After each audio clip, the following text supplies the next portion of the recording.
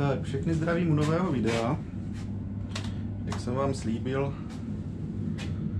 tak si ukážeme, jak vypadá přechod na Panterovi z jednoho konce na druhý. Zrovna jsem přijel jako vlak 4727 do Brna, takže to obrátíme na druhou stranu. Takže vypneme si automat do manuálu, vyřadíme si směr, zabrzdíme jednotku. Si dávám ještě středačovku. To máme zabržděné pořádně. To je všechno, co se tady dá aktuálně udělat.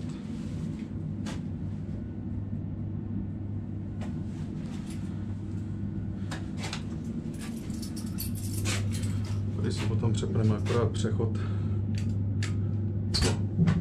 na druhou stranu.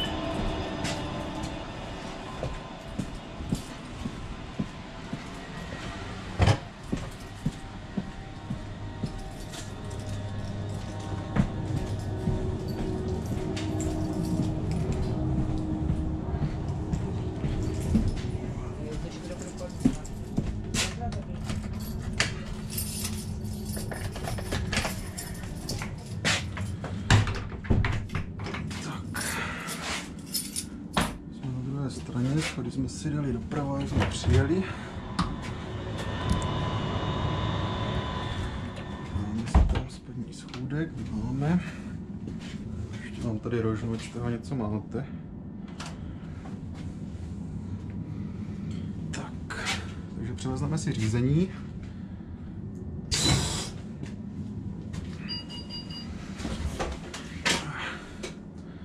Musíme udělat Mirkový test.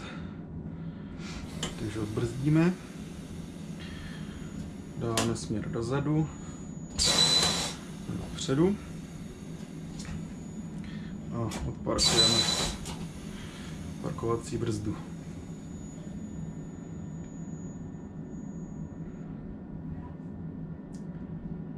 Jsou všechny úkony, co jsou tady potřeba na to, aby se splnil test.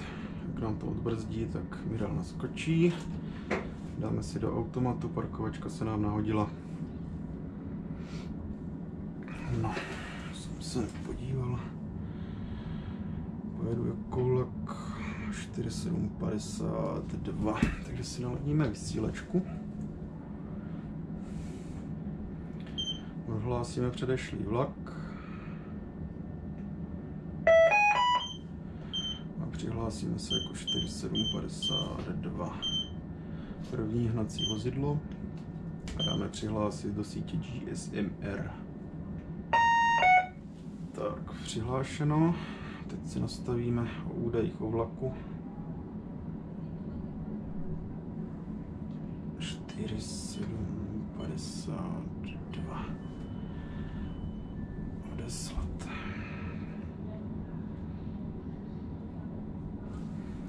Tak, to jsme měli, nastavíme Mirel. Máme tam prevádzku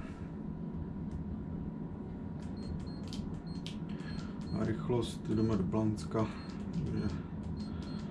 když moc, tak nám stačí bohatě 140. Ještě se můžeme podívat na informační systém.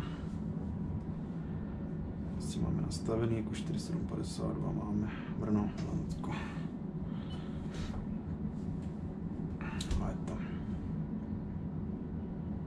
Odstřádáme si středačovku. Středačovka nám zasla. Nastavíme si na automatice rychlost 30 na výjezdu z Brna. A jsme připraveni na odjezd. Ještě bych mohl.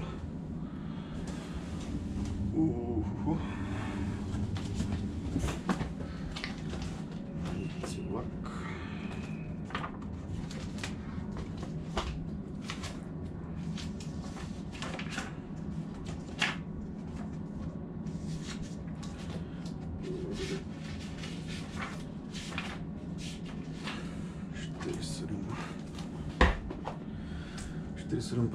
Odjezd 16:27.